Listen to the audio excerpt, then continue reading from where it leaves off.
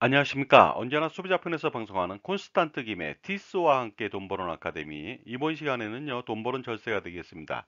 종교인들은 세금을 어떻게 매길까요? 그리고 종교인들은 어떻게 노후 준비를 하는지 알아보도록 하겠습니다. 먼저 종교인에 대한 과세 역사를 훑어보도록 하겠습니다. 1968년도에 이낙선 초대 국세청장이 처음 추진했습니다. 하지만 종교계의 반발로 무산됐습니다. 1994년도에는 천주교 주교회의에서요, 신부하고 수녀한테 소득세 원천 징수를 결정하게 됩니다.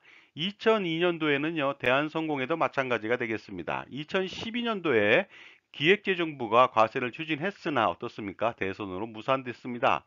2013년도에는요, 2015년도부터 종교인 과세하기로 했고요. 2015년도에는 종교인 과세에 대해서 2018년도까지 시행 유예하기로 했습니다. 그리고 2017년도에는요, 종교인 과세를 위한 소득세법 시행령을 개정했습니다. 그리고 2018년도에는 드디어 종교인 과세를 시행했고요. 2019년도에는 종교인 과세에 대한 논의가 또 시작되고 있습니다. 자, 어떻습니까? 소득 있는 곳에 세금이 있는 것이죠. 따라서 종교인도 소득이 있다면 세금을 내야만 합니다. 그런데 여기서 말하는 종교인은 누구일까요? 알아보도록 하겠습니다. 일단 종교 관련 종사자를 종교인이라고 하는데요. 먼저 성직자를 알아보도록 하겠습니다. 목사가 있겠고요. 신부, 승려, 교무, 그 외 성직자가 있습니다. 그 다음에 성직자가 아닌 분이 또 있습니다. 기타 종교 관련 종사원이 되겠습니다. 수녀 및 수사, 전도사, 그 외 종교 관련 종사원이 되겠는데 여기서 주의할 점은 수녀 및 수사, 전도사는 성직자가 아니라는 것이죠. 그리고 종교단체란 무엇을 말하는 것일까요? 종교의 복음 및 기타 교화를 목적으로 민법 제32조에 따라서 설립된 비영리 법인을 말하는 것이 되겠습니다. 국세기본법에서도 제13조에 따른 법인으로 보는 단체를 말합니다. 그리고 부동산 등기법 제49조에도 나와 있습니다. 부동산 등기용 등록번호를 부여받은 법인이 아닌 사단 및 재단으로서 그 소속 단체를 바로 종교단체라고 보는 것이죠. 또한 종교인에 대한 소득은 무조건 과세하는 것이 아니고요. 비과세 소득이 있습니다. 따라서 비과세 소득을 제외한 소득에 대해서만 과세합니다. 이때 비과세 소득을 알아보도록 하겠습니다. 종교인이 종교의식을 집행하는 등 종교 관련 종사자로서의 활동과 관련하여 소속한 종교단체로부터 받는 소득은 전부 다 비과세 소득이 되겠습니다. 그리고요, 본인의 학자금이라든가 식사 또는 식대, 그 다음에 실비 변상적 성질의 비용이 있습니다. 일찍료, 숙직료, 여비, 종교활동비, 재해 관련 지급액은 전부 다 비과세 소득이 되겠습니다. 그리고 혹시라도 자녀가 있다면 출산, 6세 이하 보육수당, 그 다음에 사택 제공 이익도 마찬가지로 비과세 소득이 됩니다. 따라서 실질적인 과세는 미미할 것으로 보입니다. 그렇다면 종교인은 어떻게 과세할까요? 먼저 종교인 소득은 기타 소득으로 신고하는 것이 원칙입니다. 하지만 근로소득으로 원천 징수하거나 종합소득세 과세 표준 확정 신고를 할 수도 있습니다. 그리고요, 기타 소득으로 만약에 신고하는 경우에는 필요경비를 공제해 주는데 근로소득인 경우에는 근로소득자가 되겠죠. 따라서 신용카드 공제, 주택마련 저축 공제, 의료비 세액 공제, 보험료 세액 공제, 교육비 세액 공제, 그리고 월세 세액 공제 등을 받을 수가 있습니다. 이번에는 소득신고별 절세 팁을 알아보도록 하겠습니다. 만약에 기타 소득으로 신고했을 때는 지급받은 소득의 최대 80%까지 필요경비로 인정하다 보니까 어떻습니까? 과세 비중이 굉장히 적겠죠.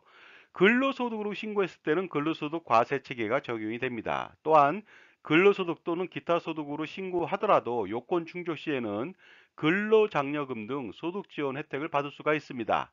자, 이때 근로장려금은요, 단독 가구인 경우는 165만 원에서 헛벌이는 285만 원, 맞벌이는 330만 원까지 받을 수가 있으니까 낸 세금보다 더 많이 받을 수도 있는 것이죠.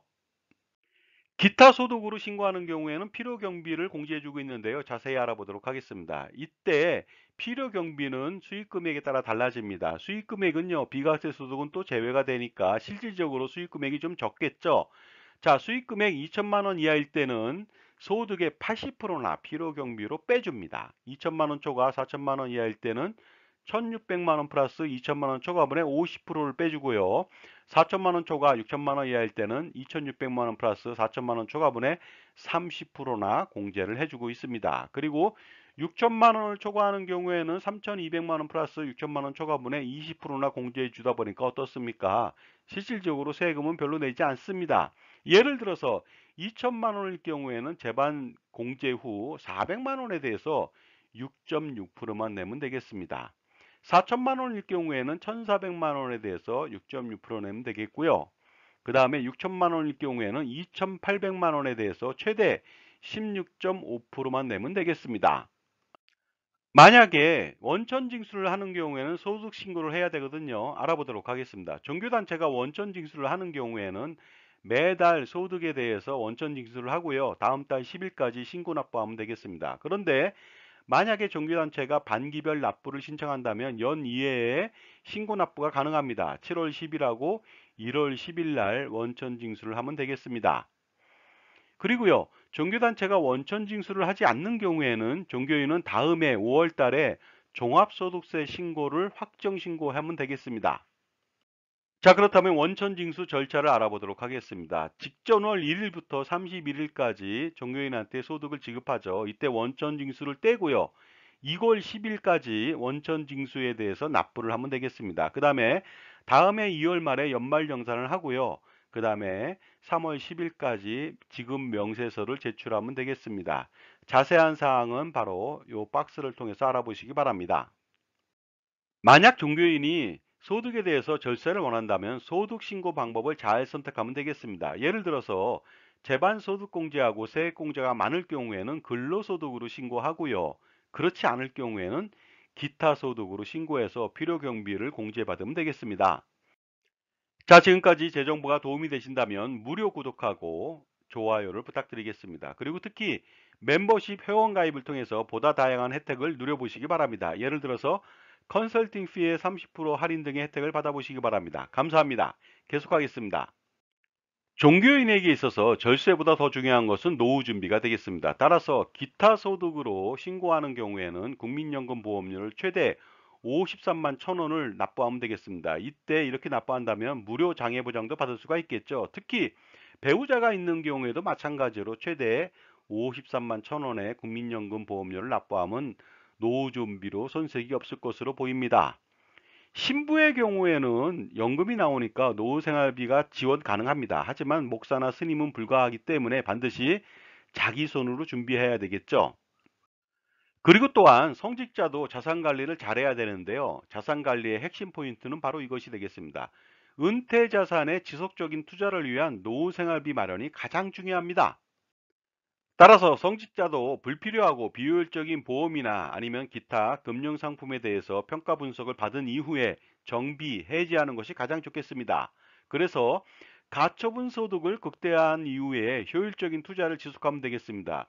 이로 인해서 은퇴 자산 및 인생에 필요한 5대 자금을 만들 수도 있습니다.